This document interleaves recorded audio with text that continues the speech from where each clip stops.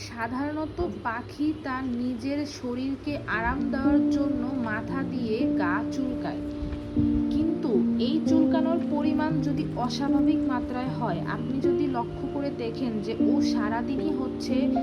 এপাশ ওপাশ করে ও নিজের গা নিজে খুব অস্বাভাবিকভাবে চুলকাচ্ছে, তাহলে বুঝে নিতে হবে ওর ফেদারের মধ্যে হয় পোকা হয়েছে, অথবা ওর ফেদারগুলো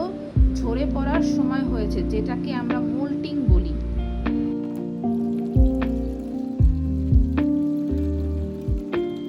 আপনি যদি 1-2 ফোঁটা স্যাভলন, আমরা নর্মালি যেটা আমাদের নিজেদের জন্য যে স্যাভলনটা ইউজ করি, ওই স্যাভলনটা আপনি যদি নর্মালি একটু পানির মধ্যে নিয়ে 1-2 ফোঁটা পানির মধ্যে নিয়ে পানিটাকে ভালোভাবে মিক্স করে পাখির গায়ে সেমভাবে টিস্যু দিয়ে বা তুলো দিয়ে ওর গায়ে যদি একটু লাগিয়ে দেন,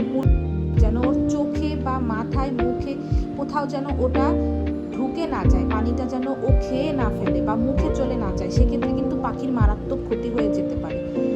কাজেই আপনি যদি স্যাভলনটা ইউজ করেন, সেক্ষেত্রে আপনার সতর্ক থাকতে হবে, কিন্তু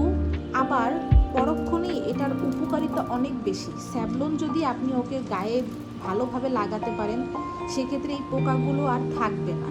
পোকাগুলো আস্তে আস্তে মরে যাবে। এরকম যদি সপ্তাহে 2 বার আপনি করে দিতে পারেন, আপনার পাখি ইনশাল্লাহ সুস্থ হয়ে যাবে।